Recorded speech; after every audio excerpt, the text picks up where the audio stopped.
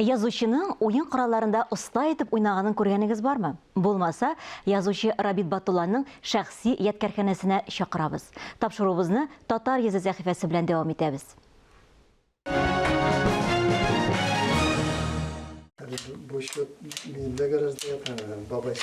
Исән саулармысыз, хөрмәтле тамашачылар, без Биектау төбәгенең Шыршы дигән авылда, ядкарханәдә, ягъни музейда, менә бунда шут тимәләре, хисап тимәләре бу колхоз бухгалтериясендә була торган иде, мәктәптә була торган иде. Менә нитәләр, саныйлар итәләр. Аны өйрәтә торганнар иде бер заман нимәт. Моннан башка бер нәрсә эшләп булмый, хәтта бит хезмәт хакы да алып булмый торган иде. Ләкин аны сирен белергә кирәк. Хәзер инде калькулятор белән шалт үтәйләрдә куялар. Ә менә бит бу затлы сәбәпләрдән эшләнгән. Һәм күпме миллион акчалар санагандыр бу Аның хезмәте бик зур, шуңа күрә аның урыны да түрдә булырга тиеш. Шут тимәсе. Менә мин бая әйткән идем бит инде. Бер нәрсәдән чыгарып ташламагыз.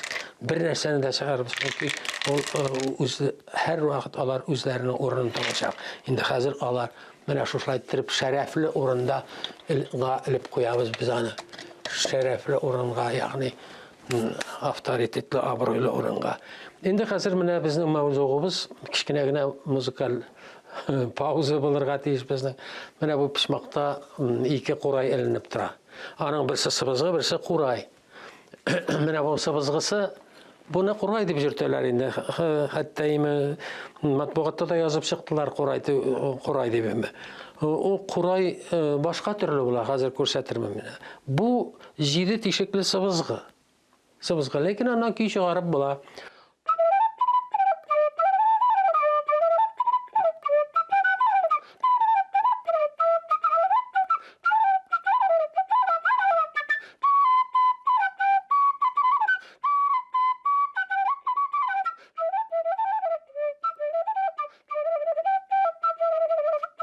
Менә шулай көй чыгарып була, сыбызгыда. Аннан соң аның кубызы да бар менә монда. Кубыз бу минем әбиемнең кубызы иде заманында. Кичкенә генә инде. Бераз тавышы чыгармый юкмы?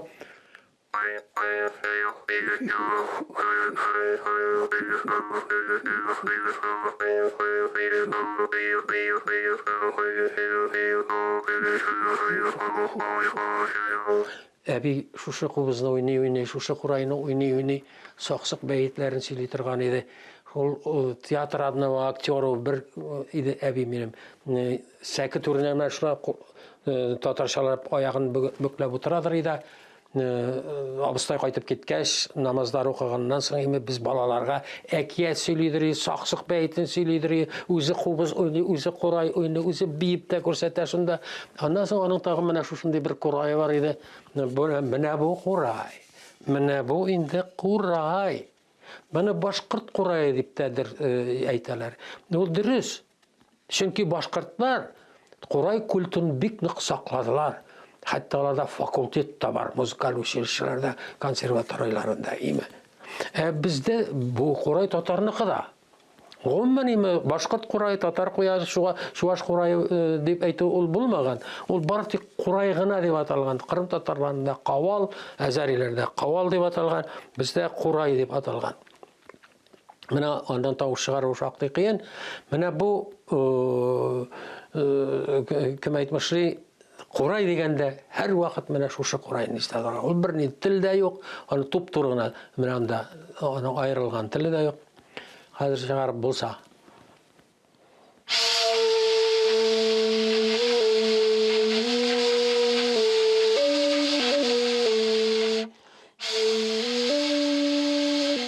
Менә чыга, бәлки генә чыга, ләкин уйнап булмый.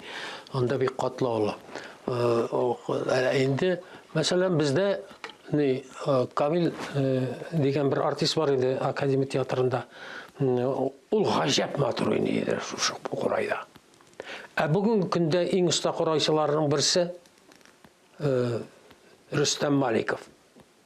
Менә ул үзен инде курай бита уйнап җырлый. Аннан соң бик күп кенә матур курайчылар бар ансамбльдә, фольклор ансамблендә. Айрат Файзрахманов җитәкли торган ансамбльдә бар алар. Курайда оста уйныйлар, бик матур була.